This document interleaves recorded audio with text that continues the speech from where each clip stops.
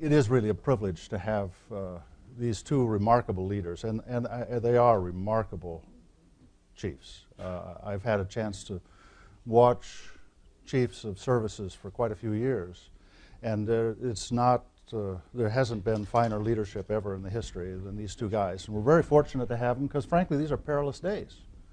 And we're going to talk about the peril. A lot of the peril is here in Washington because we can't get our poop in a group as a country about what we want to do as a nation. And we're going to pay a price for that. And I think we need to talk about that. But I'm getting ahead of myself, but I feel better. I'll introduce them both now, and then General Amos is going to begin.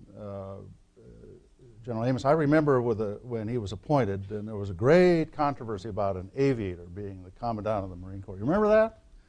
He's proven he's a complete Marine, and he's proven that with his leadership. It's been exceptional. He has commanded at every level. Ever since I think you were a lieutenant colonel, you've had command responsibilities in the Marine Corps, and he knows leading the Marine Corps. And he's been doing that here in Washington in an exceptional way. We're very, very proud to have you here. Thank you very much. Thank you. And let me just say, we're John Grainer. John is native of Butler, Pennsylvania, as I recall, and that's, of course, that's Bill Perry. I don't know if the two of you didn't go to school at the same time, but it was, but Did I say that? but two exceptional leaders, and I don't know what it is about Butler, but it's quite a concentration that brought them forth.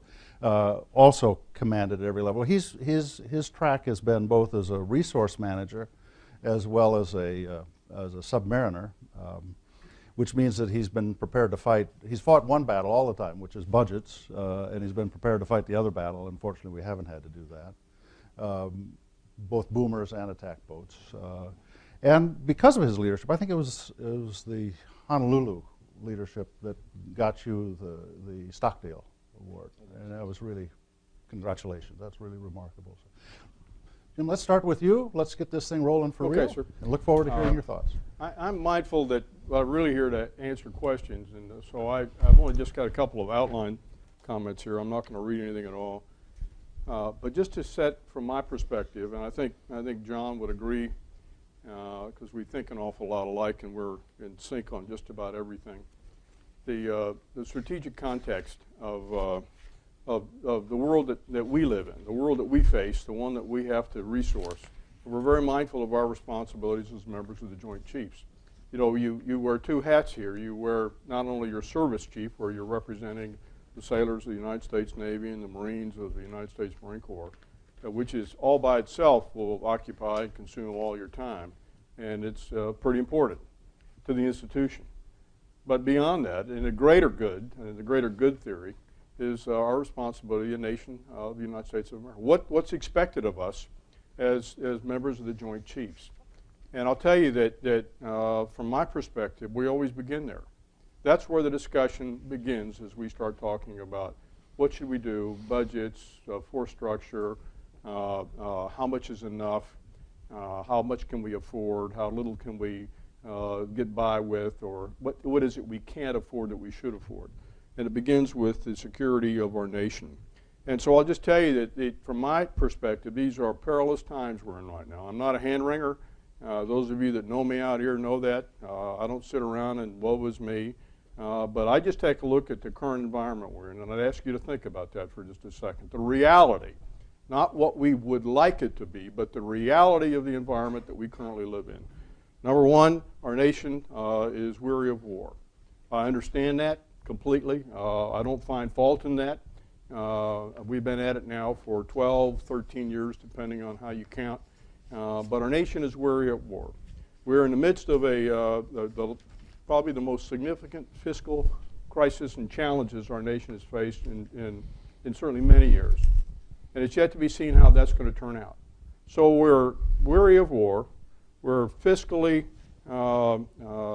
more than fiscally sensitive right now. We've got issues fiscally that we absolutely have to resolve, and the Department of Defense is part of that. We're part of the solution. I'm a taxpayer just like everybody else is, and I always like to remind everybody that. I pay my taxes and pay for my share of the military. And then we are in the midst of coming out of our second theater of war. And with a lot of equipment that has yet to be retrograded out, that we have to reset the military with. Regardless of how big our services get or how small, they have to be reset. We've been at this too long. And for the two ground forces, principally the Marine Corps and the Army, we have our equipment on the ground there, and for the most part it has been there. The equipment that we took into Afghanistan, 70% of it came out of Iraq. And that equipment that came out of Iraq had been in Iraq for over 6 years. So we were resetting it on the fly while we were in Iraq, shifted it through Kuwait into Afghanistan, and now we've got to get it back. We've got to reset that.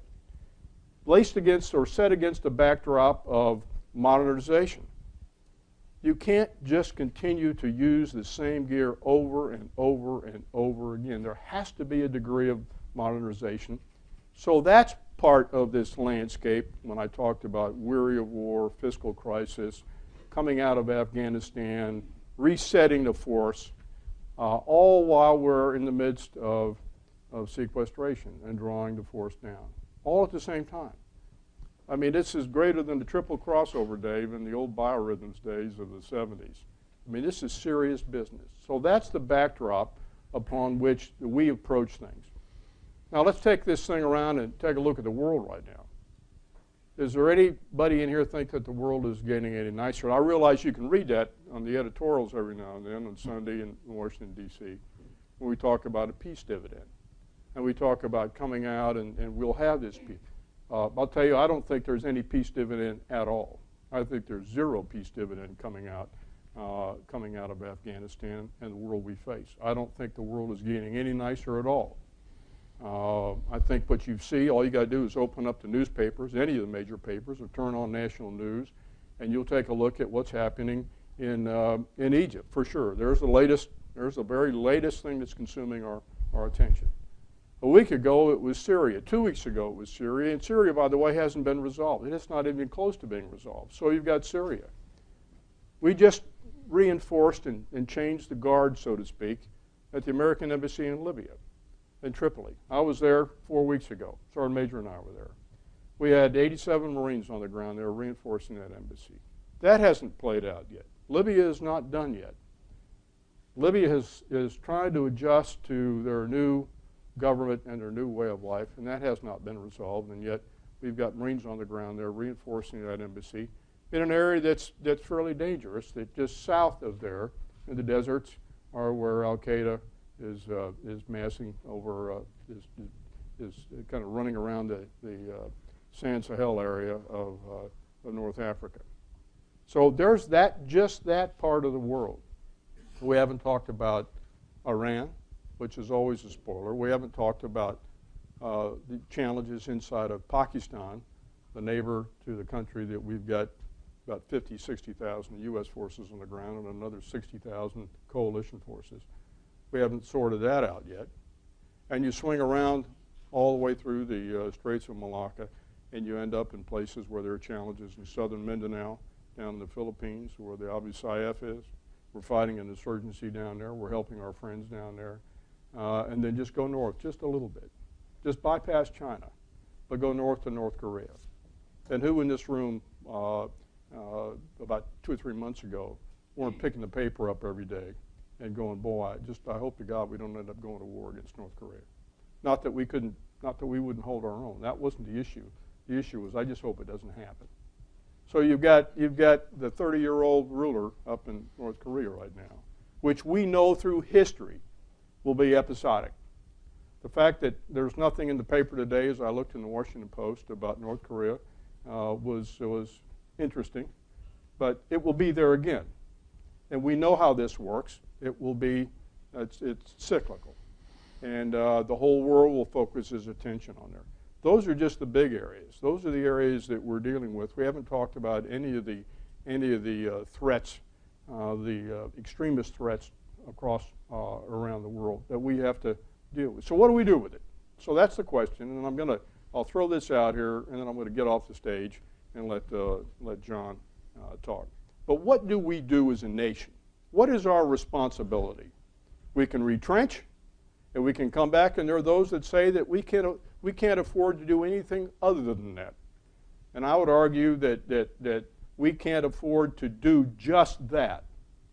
There's some degree of forward presence that we responsibly owe our nation as a global leader. Whether we like it or not, whether you're from this country or not, the United States of America is a global power and a global leader. People count on us for stability. People depend on us for presence.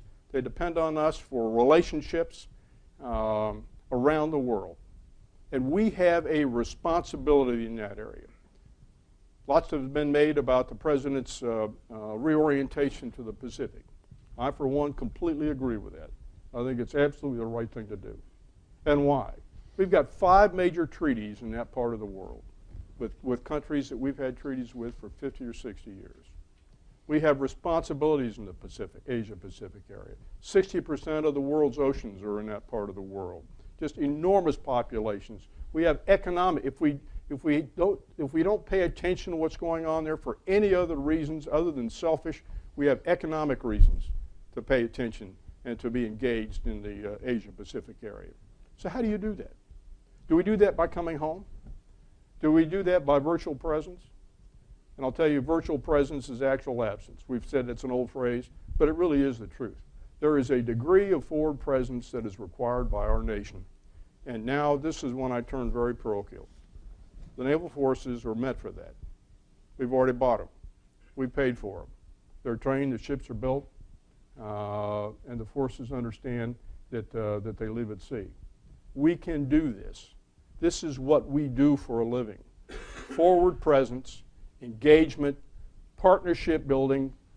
If you don't like partnership capacity, then let's change the name. But it's relationship building and it's trust building, because when things begin to unravel around the world, you truly cannot surge trust.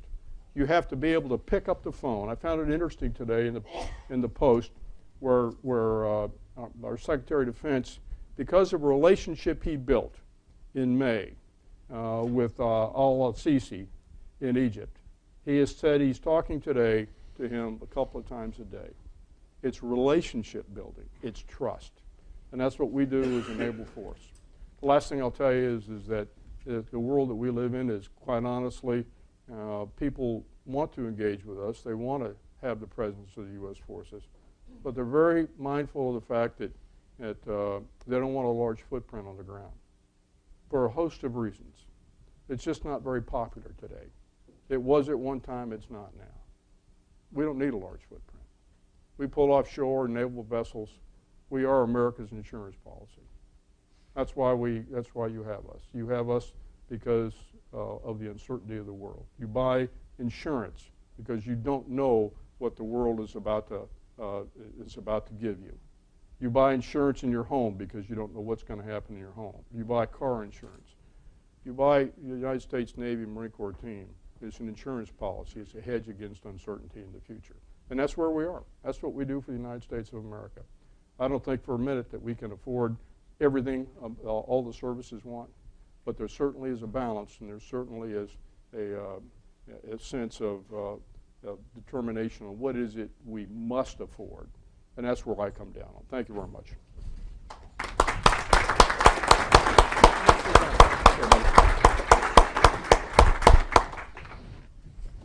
Well, I don't think anybody could have set this up better than what Jim just did. So let me pick it up from there. First, Dr. Henry, thank you for this opportunity.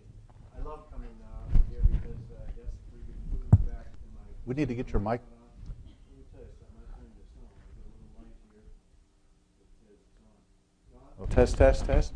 There we go. There we go. It was off. But I want you to know that I'm in a supporting role today. And Jim and I grew up in this thing called CLIF, Commander Landing Force. Y'all remember that? Some of you are, look out there. Yeah, there's enough white hair out there. And there's CATF, Commander Amphibious Task Force. And we grew up in that mode. And we learned how to do supporting, and that kind of business. And we sort of got away from that. But the kind of thing that we need to do in the future as we move out into the future is precisely that. And I'm going to talk to you today as the supporting commander, the one providing support. Now, you probably saw as we got started, I poured Jim's water. right off the bat. So that's just a little clip there. I brought my Marine aide today to this session. A little bit of symbology. So we're here for the long term in that regard.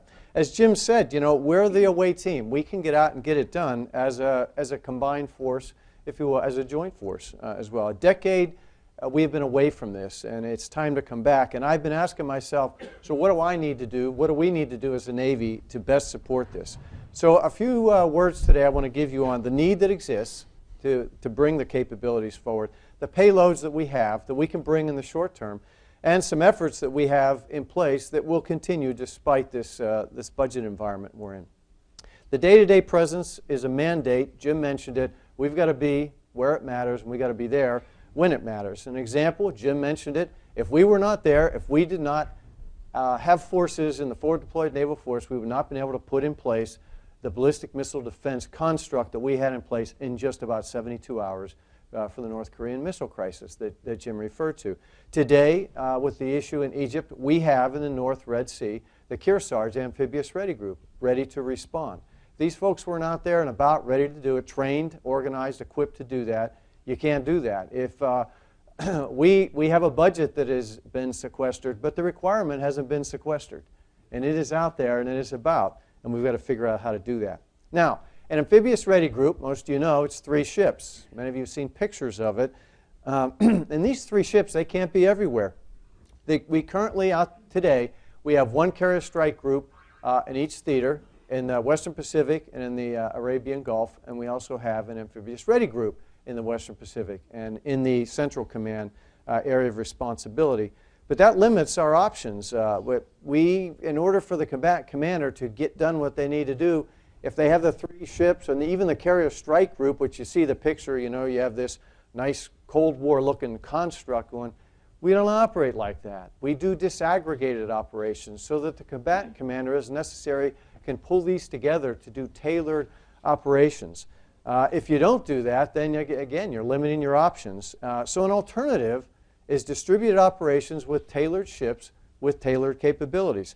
And that's what Jim and I have been talking about. And if you've read our article in Proceedings, which Jim has agreed to sign, any copies if you happen to bring them here today. I don't have my Sharpie, or I'd be able to do the same. You'd see that we're looking to different ways to do that. Now, what kind of vessels are we talking about? These are vessels under construction today that we can tailor properly. So let me show you a littoral combat ship. Most of you know that. So that's what it looks like. But next, what I'm talking about is volume and speed and persistence with modular payloads. So we're talking about a tailored force of Marine Navy folks, a naval force. Next, that's the one model, the littoral combat ship. Next, the next model. Go to the bay here. Same bay, if you will, door, large helo deck you already saw. Those represent Connex boxes. Your imagination you can kind of see these are the kind of tailored capabilities we can bring. I talk about the joint high-speed vessel. We have high-speed vessels out there today. We're building, 2 have been delivered, 10 joint high-speed vessels. Give me that one, please. Looks like this, gets around 35 knots consistently. Gate, big deck, command and control structure, and a large volume here. I'll show you the next one. That's what it looks like inside. Put a lot of stuff in there. Next, 300 folks. Imagine up to 300 Marines with gear, rifles, if you will, different equipment, a mess, medical supplies, and it's wired. It's wired for command and control feature. Next. Mobile landing platform, I'll speak to that. We have this now. It's been delivered, and this is the cartoon of it, so you can get the picture. Air cushion vessels coming on board, trucks which could come over from a ramp from a large, medium speed, roll-on, roll-off, think Prepo, that we could draw from, or wherever, brought on board. This is a former Alaskan tanker, you know, in the bow and in the stern, the engine room, and this thing ballasts up and down. Next. That's what it looks like, real picture. That's the one we got, the first one. Montfort Point. Next, there it is out at sea. Ballasted down, ready to testing to bring things on. So you say, hey, that's pretty cool. What about the concept if I want to fly things on? Wonder if I have drones, if I have helos, if I have an F-35B. that I need to do, because it's not about joint forcible entry. It's about different operations for crises. Could we have on a float forward staging base with a, yep, next? Yeah, you can. Costs you $100 million extra, but you can get these kind of things. This is about 60-65% done, being built in San Diego. So two of these are what we have for the future. And these are the kind of things that General Amos and I are talking about, that our guys and gals are working the concepts to bring those together. So we got the platforms, we got the payloads. What's the challenge? Well, as we've done some exercises recently, command and control. That's the organizational command and control, and the stuff to command and control. Communications, where is everything, situational awareness. That's what we got to work on. As Commandant mentioned, we've been on land wars for quite some time. We're coming back to sea. Marines come aboard and they say, boy, you folks have really advanced. And we look at sea and we say, we got to move ahead in our amphibs. We have not. It's kind of like, you go to the hotel nowadays and you're looking for Wi-Fi, and they go, hey, great, you can hook up your computer. Just plug it right in. You say, that's not what I'm looking for. I'm here with an iPad and more advanced features. Similarly, we got to get our ships going out. We found this in Bold Alligator, which was our fleet exercise, big amphibious fleet exercise that we did in 12. It's an opportunity really to revitalize what I mentioned was kind of the stagnant piece of that. We got the Enterprise Carrier Strike Group, we got the WASP Expeditionary Strike Group, and we brought them together for a big operation on the East Coast. And we found we need a common way to plan and execute amphibious operations. Once again, we've been apart. We need a better way to understand the ship-to-shore connectors. All these kinds of ships I showed you here, they're not all wired and hardwired for joint forcible entry. We've got to be able to fall in with that and move more quickly and be able to plan, to communicate, understand the situational awareness that we need.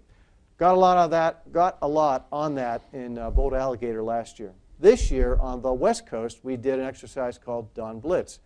Similar amphibious operations, but we went combined.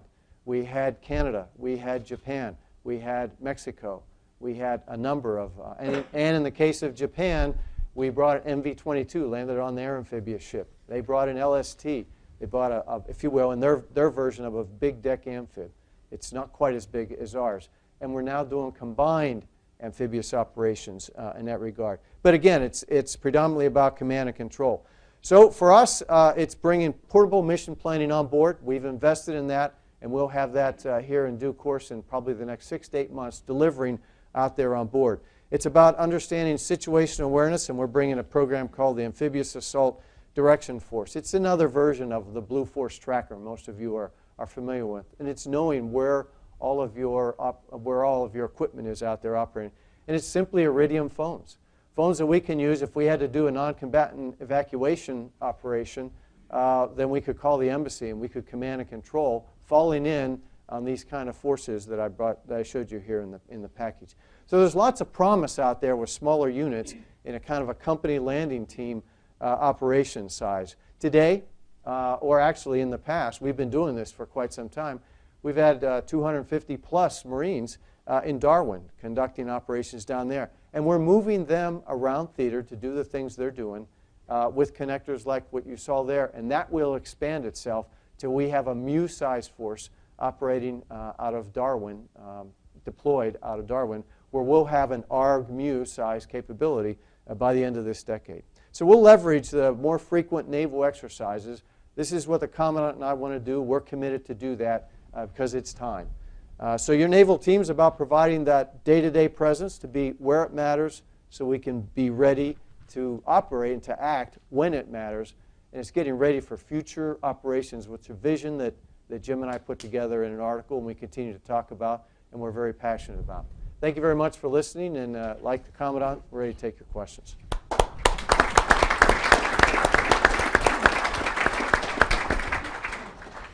Two really very, very fine presentations. Thank you both. Chiefs of services have to manage 70 years of technology. You're operating ships, in some cases, you're operating vehicles that are, well, you're 40 years old, you know, and they were designed 10 years before that. You have to design things for the future. You're looking out for the next 30, 40 years. You know, you've got this very broad span of vision that you have to sustain. You have to grow the people. You know, it takes longer to build a sergeant major than it does to build an amphib. You've got training that you've got to sustain. So you've got this complex set of responsibilities as chiefs. And yet we're in an environment where we're being forced through a sequester process to suspend management and judgment. You've risen to the top of your services because of your superior skills, but you're not being allowed to manage. So what is it that you would do? You're looking at an uncertain future. You need the country to give you the flexibility to do it. What would you say right now you need to do, looking at this very uncertain financial landscape? How are you going to get these two services safely through this time? John, start with you. Well, I think step one, to me, it's you got to operate forward. I've referred to it here a little bit. Jim referred to it. We've got to be out and about. So with what we own today, we've got to make the most of it. And to me, it's innovative ways to be forward, because if we're not where it matters, then it's not going to be effective. We can't garrison and respond because it will be too late. So we have that's in our DNA to do that. It's also in the Marine Corps DNA. We're revitalizing that. So we've got to prioritize this, like I said before, look for low cost. For me, it's not building a bunch of platforms that are so integrated and so complicated like we've done in the past that they're good for now, even as you mentioned, maybe the next decade, but they got to be good for 30 to 40 years. So it's being smart in the building. That probably means a less costly platform and allow the payloads to evolve. So these are the thoughtful things we need to get forward. I feel like I still manage the Navy, if you will.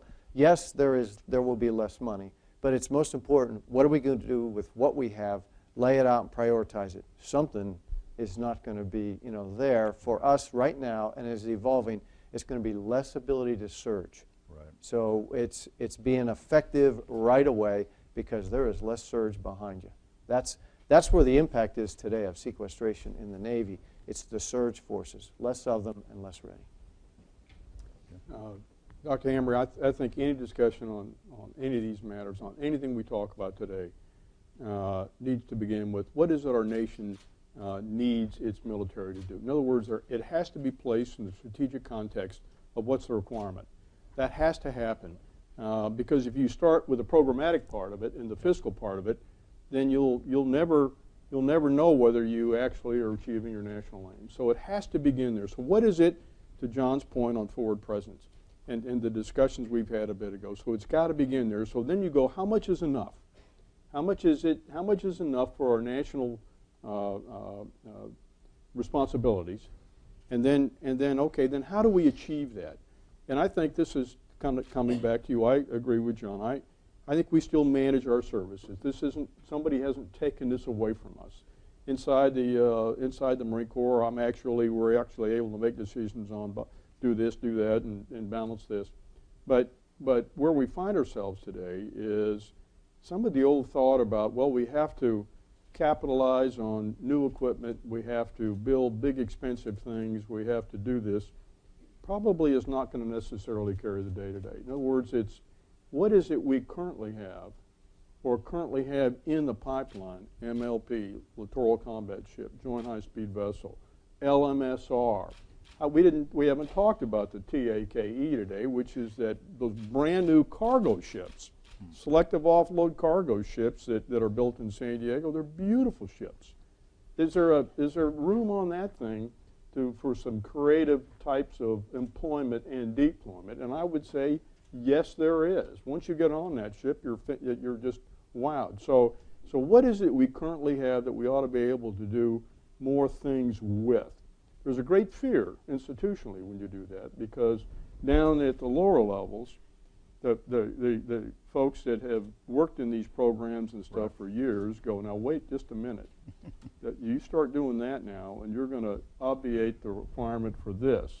And then the folks below John and I start getting scared. And that's why, quite honestly, a discussion like today is good. So I think we figure out what it is we can do with more creatively and be more responsive to the combatant commanders today. That's how we do it today, and that's the way we're going to have to do it in the future. Mindful of we are going to have some new things, and the job for John Greenert and I and the other service chiefs is to balance that budget and figure out, okay, how much of that can we afford.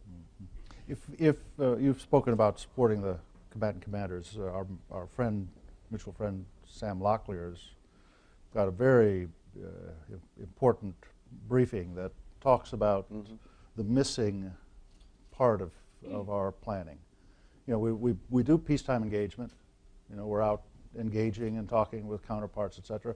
We've got war plans, but it's this center bubble. It's crisis management. It's crisis mitigation. It's adaptive deterrence. You've both spoken about that, and it seems to me that's what the pivot is really about, more than anything else. John, you're thinking about this every day. Both of you are thinking about this every day. What is it that we would need to know here, the policy community, about your role in the Pacific, in this particular role, this function of crisis management, not just peacetime engagement, not just warfighting, but crisis management?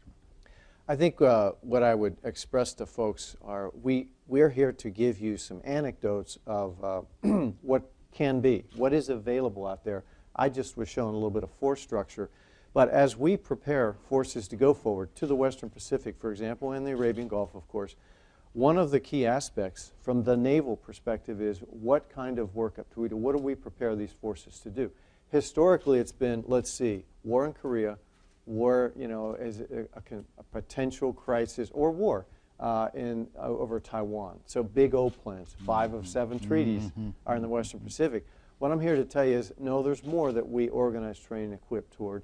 And you saw a piece of that. So these exercises, Bold Alligator, Dawn Blitz, are about how do we tailor forces, how do we quickly tailor and put together a command and control construct with the right equipment for the crisis. And we're doing that today, so we can package them and send them forward. I think Tomodachi is a great example. I used it, Yeah. I think, last November when I was here, so I don't want to repeat myself. But Tomodachi is a great example of a crisis. When crisis happens, Egypt is a crisis right now. When that happens, what we owe the senior leadership of our nation are some options. In other words, I guess you could do nothing. That's an option. But the question I'd ask for the people in the audience is that what we want to do? Is there certainly some things you probably say you don't need to do anything. Let somebody else worry about it. But there are some that elevate to a magnitude where we have a moral and international treaty responsibility to help. And when those crises happen, Tomodachi is a great one. The tsunami down in the Straits of Malacca area years ago, we've forgotten about it. It was catastrophic. There's another example. Today while we sit in here drinking coffee and having this period together, there's 2 amphibious ships off the coast of Egypt. They're there on purpose. That's the flexibility that a response to a crisis we have to have. And I'd argue that the Asia Pacific area, and I use these statistics a little bit, 75,000 people a year lose their lives in the Asia Pacific area every year due to natural disasters, earthquakes, tsunamis, typhoons. $35 billion worth of damage, infrastructure. Happens every year. So there actually are crises that happen, and then it's up to us to determine, okay, as a nation, what is it we want to respond to? I'd argue the ones I've just thrown out there, Tomodachi, the Libya crisis. It's not always clear exactly what it is you're supposed to do. It took us a while to go, okay, we're going to do a no-fly zone. We're going to be a part of a coalition. But in the meantime, naval forces moved into position. Most people are completely unaware of that. You were unaware that 2 or 3 nights ago, the Kearsarge and the San Antonio moved up into the Red Sea and parked off of Egypt. Why? Because we don't know what's going to happen. And if these were your relatives, if these were your family members, you might want to have some help to get them out if that was required. That's what we do, for Christ's sake. Yeah, absolutely. Can I Please, add just a John, minute to that? I would say, Jim mentioned Tomodachi, and I happen to be the 7th Fleet Commander at the Great Tsunami of 2004. And both of those strike group commanders came back, and we said, gee whiz, did you have what you needed? You know, you were doing a very different mission from what you sort of worked up.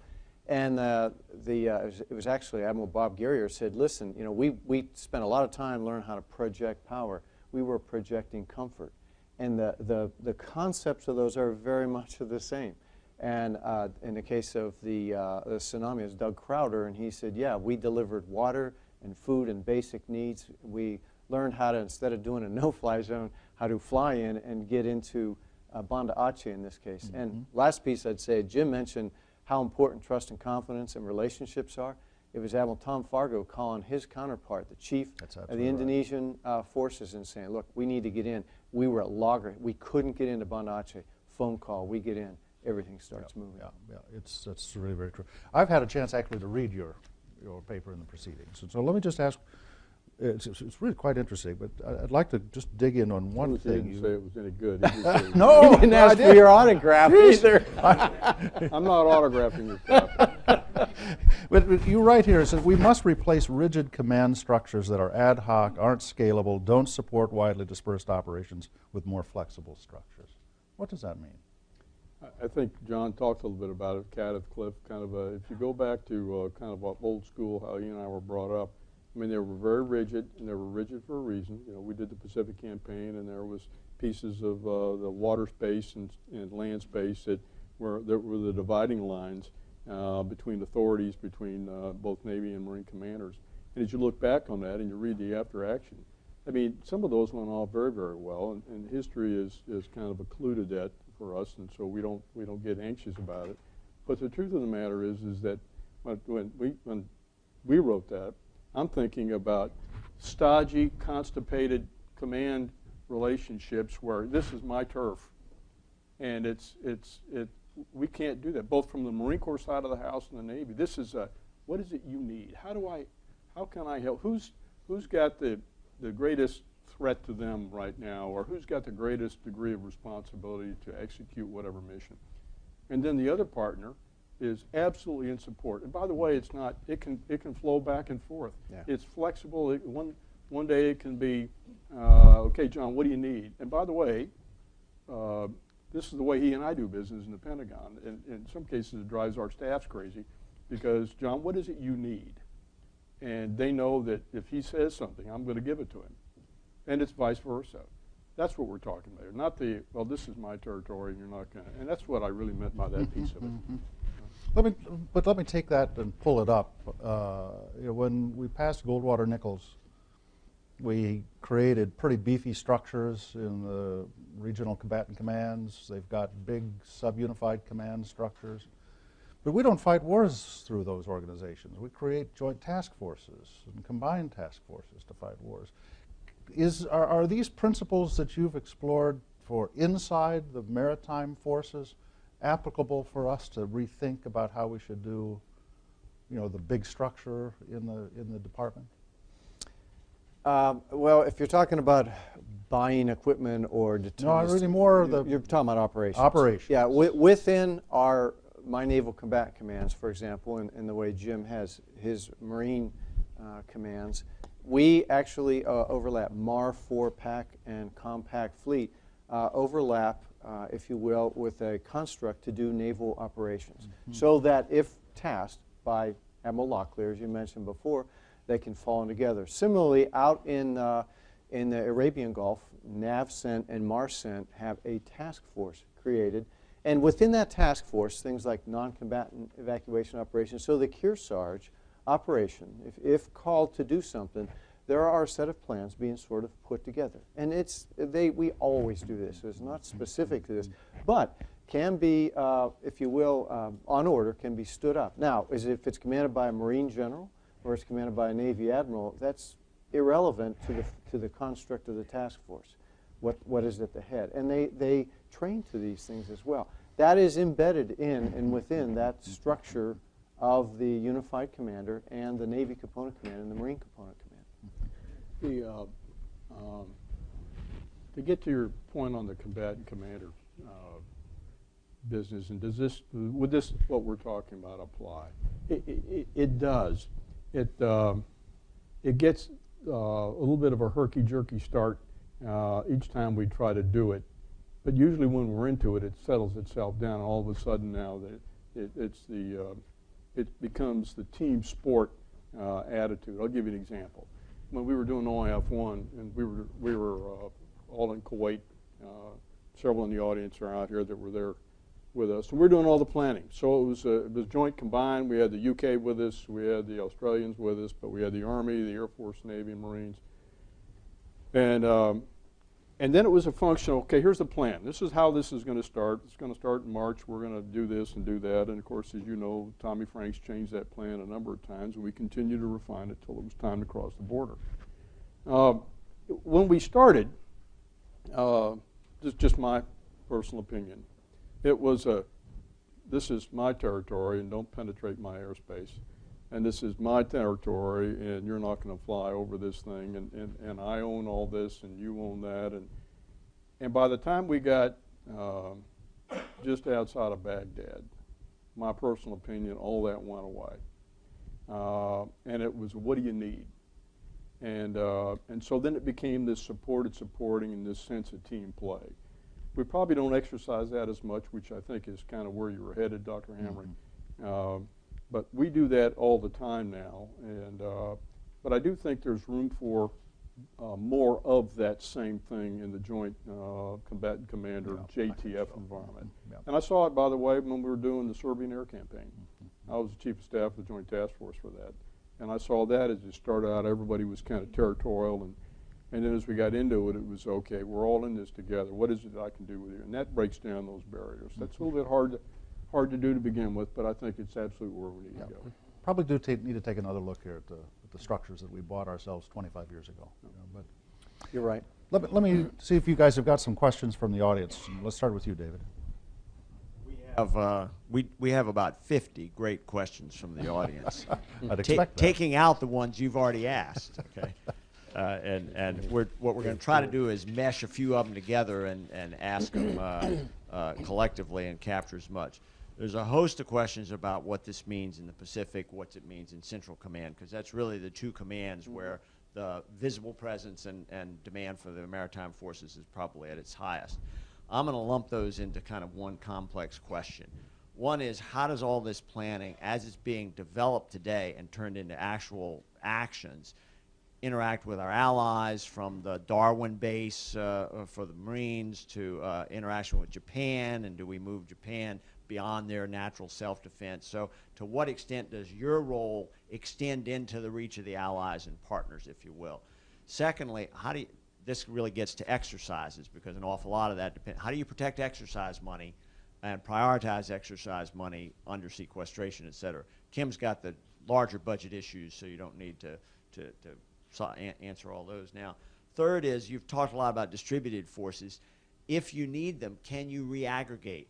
Could you move simultaneously? You talked about moving the Kearsarge and San Antonio up into the Red Sea. What if you need them also over in the other end? How do you deal with that complexity, both in terms of small distributed forces that then can you consolidate them quickly if you need to, and in terms of how do you deal with both theaters at the same time? So that's a complex set of questions, but I think you can see the territory.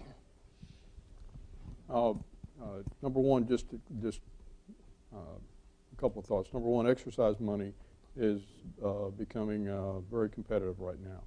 That's the reality in the combatant commander arena. In other words, that's operations and maintenance money. For us, that's steaming days. That's aviation fuel. That's ammunition. So those are all the things that happen during an exercise. And so under sequester, I mean, the truth of the matter is, you know, we get blamed sometimes for the skies falling. Well, it hasn't come to roost yet, but it will. And what we're seeing right now as we put money out to the combatant commanders, they don't have any money, by the way. The money they have for these exercises, for the most part, comes from us. It comes from our component commanders that we have there. So we are actually sitting there with a combatant, our components, or the Navy and the Marine Corps component commander, sitting with Sam Locklear, and he's saying, okay, what's my highest priority? And he says, this is it. So there's number one. What's number two? And then eventually you run out of money, and you draw the line, and you say, okay, all these children below this line go hungry. So that's the first thing. So that's the reality, and we are having to make business decisions on what exercises. The engagement part of the Pacific, I think it's instructive to think about, just for instance, Australia. You know, we've just had a change in government in Australia. The previous government, though, was very bullish on their relationship with the United States of America. There's every indication that the new government is exactly the same way. We've had the Darwin Marines that have been down there, the Marines that have been deployed to Darwin. We've been very mindful that this is sovereign territory of Australia, and this is a relationship, an agreement between two sovereign governments, ours and theirs, and we will proceed at whatever pace our two governments, and principally what Australia believes is the right pace.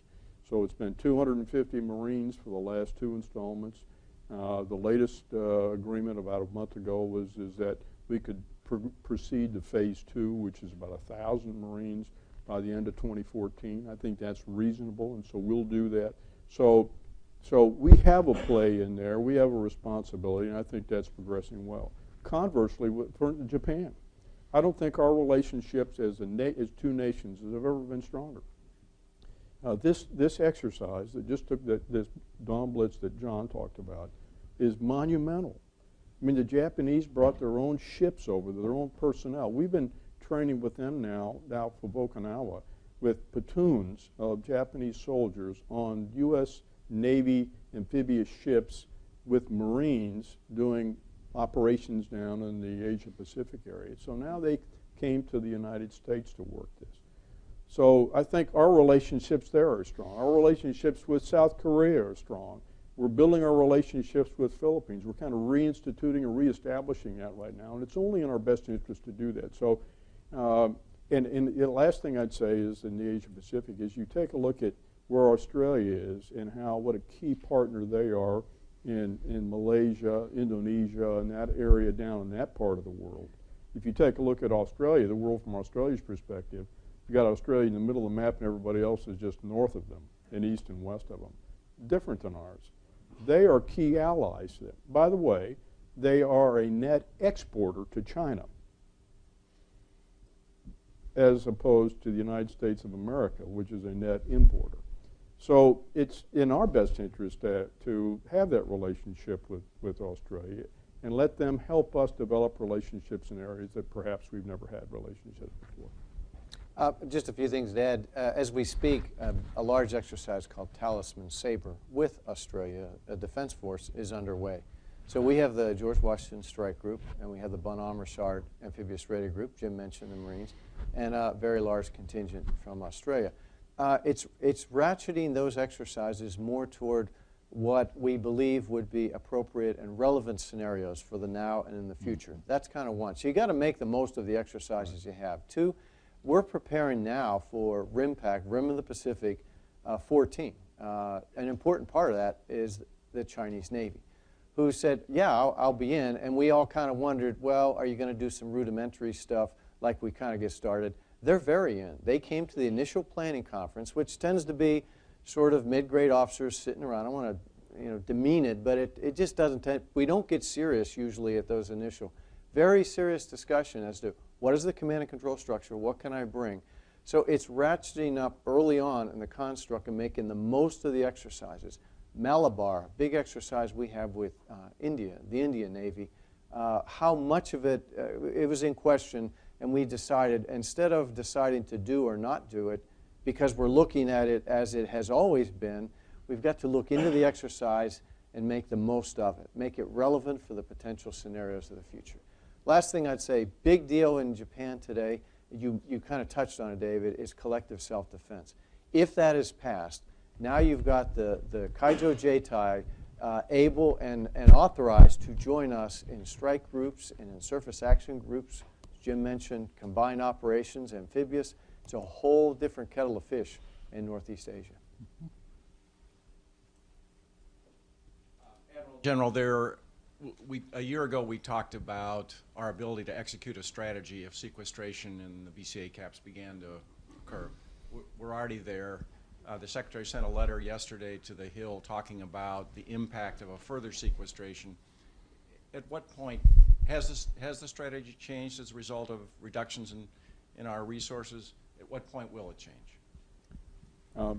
It hasn't changed yet, but the cold reality of sequestration is settled in the Pentagon. I don't want anybody in here to think for a second that there's denial. And we have spent the last several months working through the strategic choices management review led by Deputy Secretary of Defense Carter and the Vice Chairman, or excuse me, and the Chairman. So we've gone through all of that, and that was based on sequestration, a 10% cut, $500 billion on top of the $487 billion. So that's settled in. It's yet to be seen then how much of the Asia-Pacific strategy, which is really, I think, probably where your focus is, how much of that is going to be affordable when all the dust settles. We're still working our way through that right now. But from my perspective, I said to begin with, I like the strategy. We were part of the development of that strategy as the Joint Chiefs. I think it's the right thing to do for our nation and the world. But what we're going to have to do now is figure out, okay, how much can we afford? I'll give you an example. We have historically, well, since Iraq and Afghanistan, we pulled a large percentage, the majority of our ground infantry forces off of Okinawa in the Asia-Pacific area. So we've been down to 1 battalion, and that's been the battalion that's rotated on the amphibious-ready ships out there. We now have 3. We haven't had 3 battalions on the ground in Okinawa in years. We're about to put the 4th battalion on the ground this fall. It's all part of the unit rotation program. And they'll train in the Pacific. Some of them will be in Darwin, the Philippines, with our partners, Thailand. And that's part of the reorientation to the Pacific. That's operations and maintenance money. It cost me $18 million to deploy, to train up and deploy an infantry battalion in Okinawa and bring it back home. So then how much of that can I afford when it's operations and maintenance money? And I've got to balance that against the rest of the Marine Corps. Those are the things we're not sure yet, and we haven't, so the dust hasn't settled. But I think the strategy is valid. How much of it can we afford? We haven't been able to figure it out yet. We will. We're coming very close. I don't think there's a set point where you click over and you run down the hall and say, we can't do the strategy anymore. It won't be that precise. However, the strategy does things like it defines the significance and the importance at a capability and then at some capacity level of counterterrorism, nuclear, strategic nuclear triad, and defense, ballistic missile defense, the rebalance of the Asia-Pacific. You get the point. What we're doing is, as we look at the realities of the future that Jim said, and we're doing that, by service, coming together as a joint force, what is the capacity we can provide for that strategy? And then we'll get to an assessment that would define this strategy. Its essence is no longer there because the capacity is too small. We'll have to have that debate, and we're starting that pieces of it. With regard to sequestration and Navy forces, what you'll see out there is, okay, you still have a carrier strike group here and an amphibious ready group here, so what's changed?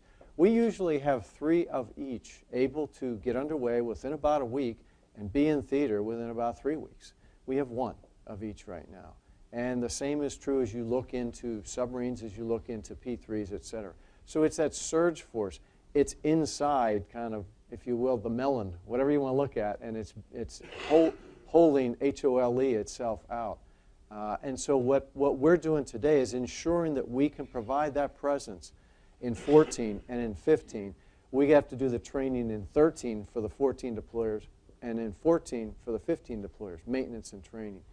And it's a prioritization of that. Again, that will reach a point, perhaps, where we say, that's not enough surge.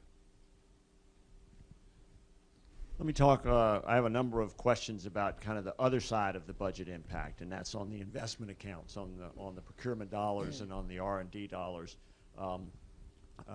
Historically, when we have a drawdown, we take more money, and you certainly see this in the sequestration scenario now, take a disproportionate share out of the procurement dollars and the R&D dollars. How do you manage that? How do you manage the cost of the systems? You talked about all these new ships, and they are expensive. We have a question from Maine. Apparently somebody up at Bath Iron Works is watching. on the web and asked them whether we would keep the DG 1000s under control, et cetera. And what's the role that you all play in that, and how do you make sure you still have the industrial base, both on the production side and on the support side, to maintain you with fewer dollars? So it's a complex set of questions, but it's really how do you manage the investment accounts and the industrial base and the cost of those weapon systems in this sequester environment? Well, step one would be you got to have control. And sequestration, by its very definition, removes that control because you can't move money across accounts because it is an algorithm that goes into each and every budget line and project and removes that amount. If you have control in that, then you can, as I said, prioritize. And the ships that I showed here are under contract or delivered. We have 47 right now under contract or in some portion of construction.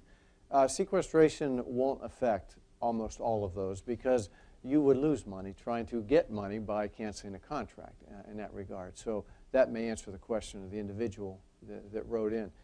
You have to prioritize, and my concern becomes the industrial base. When you whittle down aircraft and ships and other things, at what point do you undo the industrial base? Somebody has to close. They are a unique builder. I worry about the nuclear industrial base particularly. And some say, well, heck, you got two pretty big ones with General Dynamics and Huntington Industries, and I say, Ingalls Industries, and I say, what about the sub?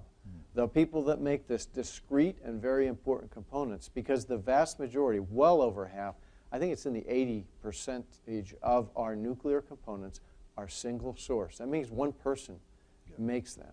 And when we buy in bulk, if you will, multi-year, they're very busy for a period of time. They can plan. We get cheap. It's really good. We're in that environment right now, coming to perhaps, I don't want to use a dramatic halt. And that would be unfortunate because we are getting submarines, destroyers, and the ships you saw on this screen delivered on time. The quality is good, and in many cases under budget, and that means profit. Same goes for us. It's probably a little bit easier in some regards because we have fewer programs, but you prioritize. It'd be nice to have controls and the ability to actually make some of these decisions, which is very frustrating, and I think it's irresponsible that it'd be any other way. But within my service, we prioritize, and we said, okay, what is it? What are our top programs? And it's the amphibious combat vehicle and the F-35B. And I've been very strident about that. Dr. Hamry mentioned to begin with, he said some of your vehicles are, and I threw in the word 40 years for him to fill in the blank, but the amphibious vehicles we have right now are over 40 years old. So we're developing a replacement that will get online, and when the vehicles we have are 50 plus years old. Ladies and gentlemen, there's not one of you out there that's driving a car that's 50 years old. Not one of you. You wouldn't get on an airliner that was 50 years old. So it has to be replaced. So that's a sense of, I don't have a choice. I do have a choice in some of the other vehicles and some of the other things, and in which case I'm willing to make hard calls and say, okay, we're not going to get that. We'll live with what we have. We're going to refurbish this equipment coming out of Afghanistan. That's good enough. And then the F-35B, quite honestly, is something we absolutely have to have. So it's a prioritization. Okay, we'll go one more. If I may, a couple, General Amos, these are sort of marine-oriented questions, if you don't mind. One is, does the Marine Corps, as part of this new strategy, plan to get lighter, and if so, how? And secondly, I'm sure this is a question from a Marine, given your remarks about the unique characteristics of the shift and the importance of the Marine Corps, is it time to abandon the equal share approach to budgeting in the Pentagon? That couldn't have come from a Marine because they wouldn't set the Commandant up like that.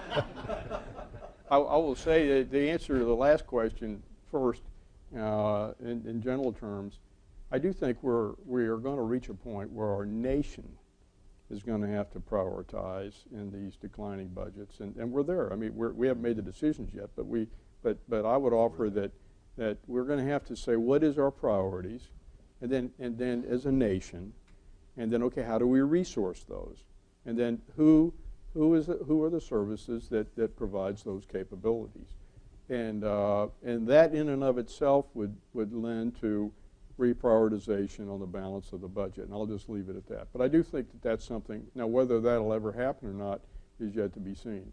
But I would say declining budgets, tight budgets, could force one of two kinds of behavior, either bad behavior or maybe some more responsible behavior, and so I just throw that out.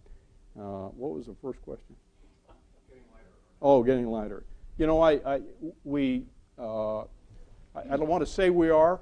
When I took the job, I put the assistant commandant in charge of kind of the final 5-micron filter that every single piece of new gear we bought had to wash through him with an eye towards less cube and less weight. We've been successful in many areas, energy production. We haven't been as successful with vehicles. Vehicles are heavy, they're big, they're bulky, they're expensive. So there are some things that we've been, but so the answer is we need to get there. We understand that. We're driven in some cases by threat. The iron triangle of a vehicle is a good example. Payload, performance, and protection. We could strip vehicles down and make them run around like desert rat patrol stuff, and they'd be very, very light. You could haul several of them underneath a 53 Echo. But it wouldn't provide the protection that a mother and father or a wife or a husband expects when you run into an IED. So we're kind of stuck in some of these things. But the answer is we need to get there because we don't have the weight and cube capacity aboard naval vessels to accommodate all this. MRAPs is a great example. There's some MRAPs that, quite honestly, you're going to have to reinforce the deck if you're going to put them on a ship. Let me just ask one last question before we let you leave, and that is the Navy that we'll have in the year 2040, the Marine Corps will have in the year 2040, you're designing now. It's going to be in your area of responsibility. So what is your vision for that Navy and for that Marine Corps? More ships that are more truck-like is what I wrote about. It's about payloads, not platforms. So we need to build ships that can adapt toward the future, modularize, if you will, both in the command and control piece and the effects and sensors that they deliver. More unmanned underwater and aerial vehicles. So the undersea domain, we must continue to own it. We own it today. We're not challenged in it by much. We have superiority in it. We have to sustain that. So that will be, it's not just building a bunch of submarines. That won't get it done. It's a combination of fixed and unmanned vehicles networked under the sea. And the air wing of the future, we saw a piece of it yesterday with the demonstration of the UCAS. And that future air wing, in my view, is about electronic attack, managing and maneuvering in the electromagnetic spectrum, deliver and strike like we always do, but also having an unmanned feature of that, which will give you that payload I talked about and that persistence. So you're going to have a lot more in the area of electronic attack, a lot more unmanned in that air wing in the future, combined with the more, if you will, tradition, because we've already built we're building the jets today of this air wing you just described in the future. It's a Marine Corps that's been amply modernized. I didn't say extravagantly, but amply, reasonably modernized. That modernization is underway right now, and yet to be seen how that's going to stretch out over the future. But as a result of the budget, but a Marine Corps that's reasonably modernized, a Marine Corps that's absolutely tightly balanced, and by that I mean we don't have excess in any areas. Everything we have is built for us, is built around a Marine Infantry battalion. And so as we build a force for the future, a 182 force, or when sequestration just takes the wind out of everybody, some force that's less than that, but it's tightly balanced with capabilities and capacities for the Marine Air Ground Task Force. And that Marine Air Ground Task Force is relevant to the combatant commander. In other words, it's what the combatant commander truly needs. That's what we're looking for. So as we start looking for efficiencies and we start thinking about programmatics, by golly, we better make sure that what we end up with is a balanced force, a force that's modernized, not extravagantly, but good enough, and a force that's relevant to the combatant commander, so that when that combatant commander says, I've got this crisis brewing, or we need to aggregate these forces to be able to do this mission, that it's there and it's ready to do that. May I make a Please, comment? please. I think Jim would agree with this. Underwriting all this are young men and women who are, in my view, and I know Jim believes this, diverse in ethnicity, in gender, and in ideas and concepts and geography. We've got to adapt to that demographic in this country. That underwrites it all. And I saw it on the carrier yesterday. We went out to the bush and saw this great event, the landing of the UCAS. Yeah. And they brought this newfangled thing on the deck. And the kids said, okay, bring it over here. And they went through the exact same process to launch a Hornet or an E-2 that they did there. And they adapted to that with the contractors there and fit right in there. And I said, that would be an example of that. If all this other stuff we talked about doesn't matter unless we have those kids like we have today. It's a beautiful summary. I've been somewhat discouraged about our government recently, but this morning has been encouraging. This kind of leadership is needed and rare and very welcome. Would you all please thank these gentlemen with your applause?